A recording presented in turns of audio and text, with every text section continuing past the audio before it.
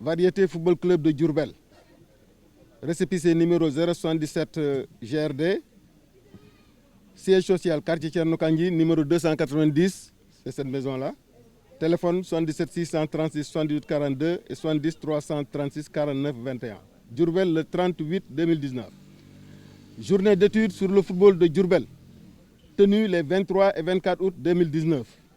Résolution générale. Introduction.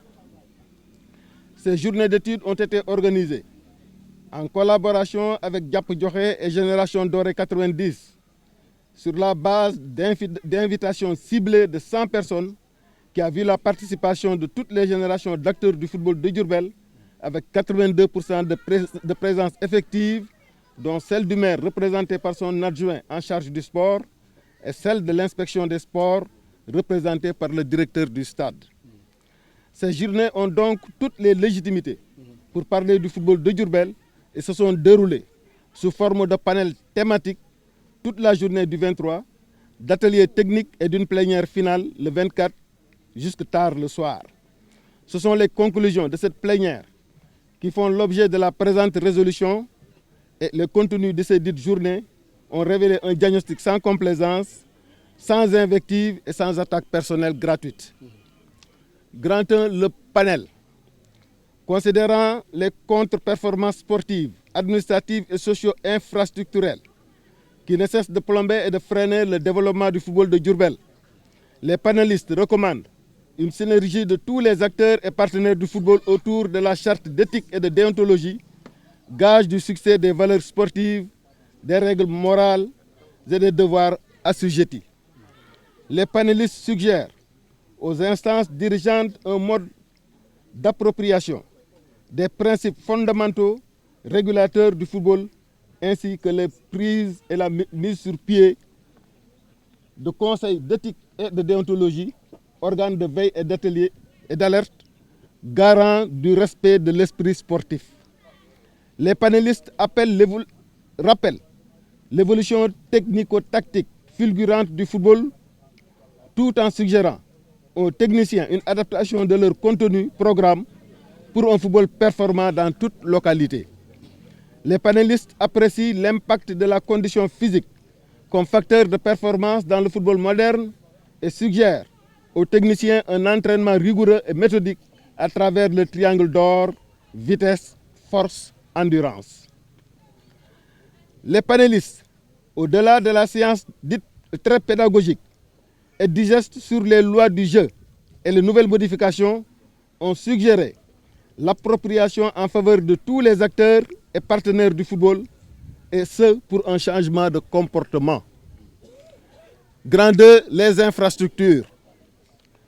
Considérant l'état de délabrement trop avancé du stade Ely Manel Fall, présentement non homologué par la Ligue Pro de football et qui a occasionné la délocalisation de l'équipe Fagnon de la Sonacos à Kaolack ainsi que sa chute en L2.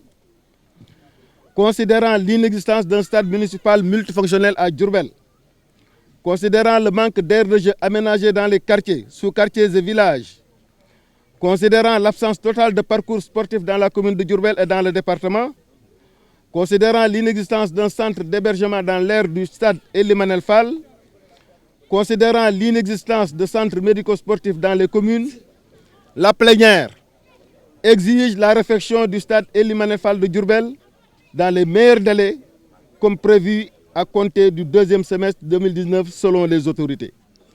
La plénière invite à une marche pacifique, autorisée avec la participation des autorités, de la société civile, de tous les acteurs et partenaires du football de Diourbel, réclamant la réfection totale du stade Ely Manel Fall.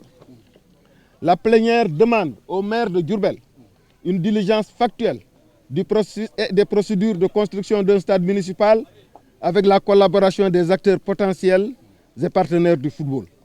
La plénière suggère aux municipalités l'identification, l'attribution, la délibération et l'aménagement d'aires de jeu dans les quartiers, sous-quartiers et villages. La plénière sollicite les maires, en collaboration avec les délégués de quartier, l'inspection des sports, l'inspection de la jeunesse, les présidents d'ASC et autres partenaires pour l'identification d'espaces à aménager en parcours sportif dans la commune de Diourbel. La plénière saisit le conseil départemental en collaboration avec les autorités compétentes et les partenaires pour la construction d'un centre d'hébergement dans l'aire du stade Ely Manel Fall.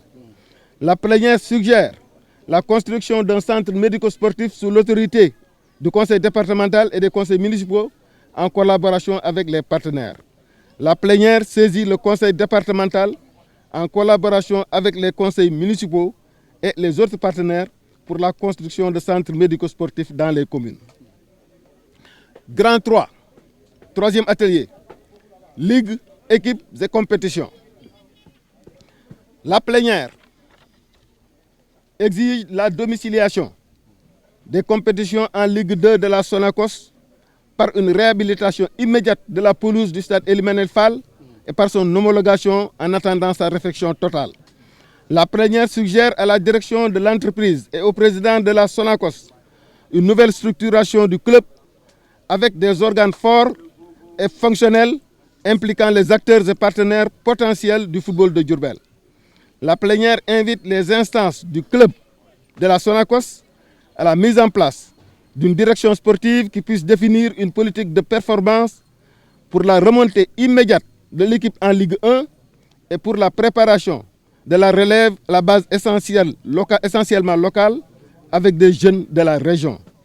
La plénière exige la domiciliation des compétitions en Ligue 2 de la Sonacos par une réhabilitation immédiate de la pelouse du stade Ely Manel Fall et par son homologation en attendant sa réfection totale. La plénière invite la Ligue et l'inspection des sports à l'organisation permanente d'ateliers de formation et de cibler des ressources humaines qualifiées pour une meilleure gestion administrative et technique du football de Diourbel. La plénière suggère, dans la mesure du possible, une fusion des équipes de proximité, de même que la suspension momentanée de nouvelles affiliations en division régionale, Ligue strict dirigeant. La plénière convie les instances du football local en collaboration avec les équipes de division régionale et de nationale 2 à mettre en place des structures et organes forts et fonctionnels. La plénière invite la Ligue à un démarrage à temps normal des compétitions régionales à 2 poules de 9 compte tenu des moyens limités des équipes. La plénière suggère à la Ligue, en collaboration avec la Fédération sénégalaise de football, d'organiser un championnat U17 et régulier permettant à des jeunes footballeurs déjà formés d'être performants en sélection et en compétition nationale. Quatrième atelier, formation et direction technique. La plénière interpelle la Ligue en collaboration avec la Fédération sénégalaise de football pour l'organisation de sessions de formation initiale et de recyclage des techniciens du football, licence D et C. La plénière suggère à la Ligue, en collaboration avec des partenaires, la tenue de sessions de formation et de recyclage des officiels du football local. La plénière appelle la CODEF, la COREF, la direction technique départementale, la direction technique régionale et l'inspection des sports à la tenue de sessions d'harmonisation des contenus programmes au niveau des écoles de football. La plénière suggère à la direction technique départementale et à la CODEF l'organisation d'un championnat départemental régulier des écoles de football et l'organisation de la Coupe du Maire. La plénière interpelle la Ligue de football en collaboration avec la direction technique départementale pour la mise en place d'un centre de formation digne de ce nom, d'une structure d'accueil des U15 et U17 et de l'organisation d'un championnat et à ses catégories. Cinquième atelier, Nawetan et UASU. UASU, c'est le sport scolaire. La plénière suggère à l'ODECAV, en collaboration avec les zones et les présidents d'ASC, d'aller vers des propositions de fusion des ASC de proximité tout en suspendant momentanément toute nouvelle affiliation. La plénière appelle l'ODECAV à une synergie de tous les acteurs du Nawetan autour du respect des textes et de la sauvegarde de l'esprit sportif. La plénière suggère à l'ODECAV l'organisation périodique de sessions de formation, une ASC, un entraîneur diplômé, un administratif qualifié. La plénière interpelle l'ODECAV en collaboration avec les partenaires quant à l'amélioration et la réhabilitation de la pelouse et de l'éclairage du stade en attendant la réflexion totale. La plénière invite les maires, en collaboration avec l'ODECAV, les présidents d'ASC, les délégués de quartier et les chefs de village, à affecter des espaces de jeu aux ASC non encore bénéficiaires.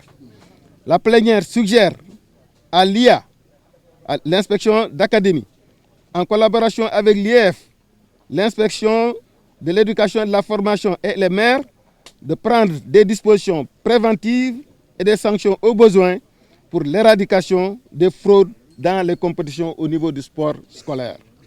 La plénière suggère à l'IA et à l'IEF la hausse des cotisations scolaires et une demande d'appui en termes de subvention des établissements par le conseil départemental et les conseils municipaux. Dernier atelier, les lois de jeu et arbitrage. La plénière propose l'organisation de séances d'imprégnation sur les lois du jeu en mode exposé, causerie, afin de former et de sensibiliser les acteurs potentiels du football, entraîneurs, capitaines, administratifs. La plénière suggère à la CRA, en collaboration avec la Ligue et l'ODECAV, d'initier une campagne de mobilisation sportive et sociale sur les lois du jeu en faveur des partenaires du football, supporters, parents et fans clubs. La plénière invite la CRA pour l'organisation des journées de mise à niveau sur les nouvelles modifications apportées aux lois du jeu. La plénière suggère à la CRA d'initier des séances de préformation à l'endroit des jeunes prétendant à l'arbitrage. Conclusion générale donc de cette journée. En foi de toutes ces considérations et perspectives pour le développement du football de Diourbel, la plénière se réjouit de cette belle initiative prise par le Variété Football Club et qui a connu un succès retentissant. La plénière invite la famille sportive en général et du football en particulier à un serment d'unité pour le développement du football local. La plénière magnifie la participation effective des icônes du football de Diourbel, notamment le président Issa Maram Fall, le directeur technique régional Amadou Kanbay du Charrier, le technicien émérite Gorghiba du Blain, le président Moussa Diaoudien et l'éminent journaliste sportif Pape Amadou Fall. Merci de votre attention.